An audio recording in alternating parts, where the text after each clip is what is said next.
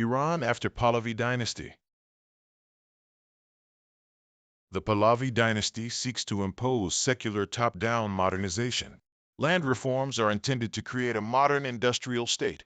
Aggressive programs seek to bypass traditional feudal structures. Disrupted rural economies lead to mass migration into urban centers. Perceived subservience to the West fuels a narrative of Westoxification. Political dissent is suppressed, alienating the burgeoning urban middle class. Diverse groups coalesce under the leadership of Ayatollah Khomeini. In 1978, public outrage reaches a boiling point following a tragic arson. Martial law is imposed as mass demonstrations sweep the capital. In January 1979, the monarch flees, effectively ending Pahlavi rule. The Ayatollah returns from exile as the Regency Council collapses. On February 11, 1979, the monarchy falls, and the military declares neutrality. In March 1979, 98% of the population reportedly approves the new system.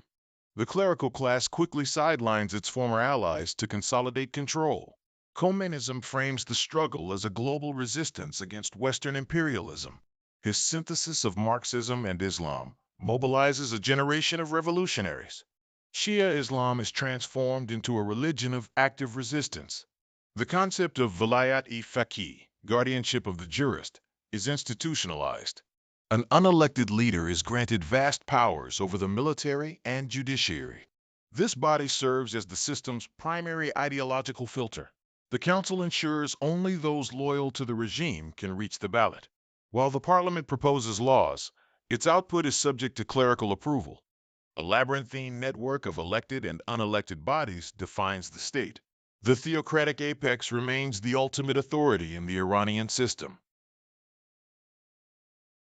In 1980, Saddam Hussein launches an invasion, creating an existential threat. The regime purges thousands of officers to ensure military loyalty. The Islamic Revolutionary Guard Corps rises as a parallel military force. Iran cultivates regional proxies to confront threats beyond its borders. Modern strategic doctrines emerge from the 8-year crucible of war.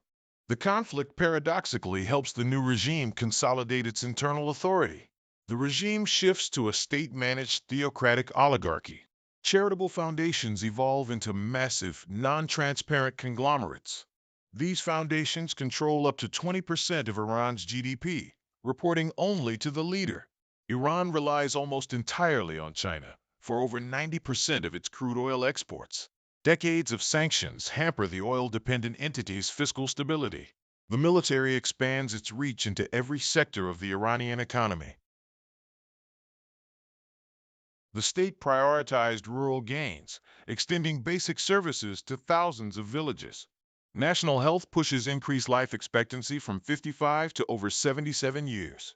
Mass education campaigns achieve significant human development milestones. Gains have produced a paradox. A population more educated than the economy can support. Systemic precarity faces those with modern aspirations and high qualifications. Post-revolutionary laws lowered the age of marriage and revoked family protections. Legal regression initially prevents women from entering certain professions. Education unintentionally opened doors for remarkable female social mobility. Women successfully pushed to return to fields like medicine and law.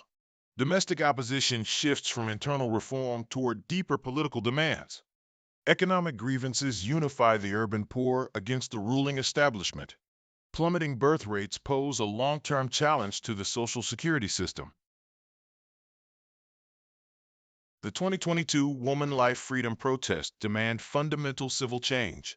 Compulsory veiling becomes a primary driver of the push for a post-Islamist future. The movement unites varied social strata in a total rejection of the current order. Despite conflicts, the axis of resistance rearms and adapts. The proxy network sustains itself through a resilient gray zone economy. The currency reaches record lows of 1.45 million per US dollar in late 2025. Public sentiment reaches an all-time low as alienation from the state grows. There is a notable rise in pro-monarchy sentiment among those seeking a new path. The systemic foundations of the 1979 order, appear increasingly brittle. The looming succession crisis adds to a period of profound national uncertainty. The state maintains control through a powerful security apparatus, despite its fragile status. The legacy of 1979 is increasingly challenged by a population seeking a new future.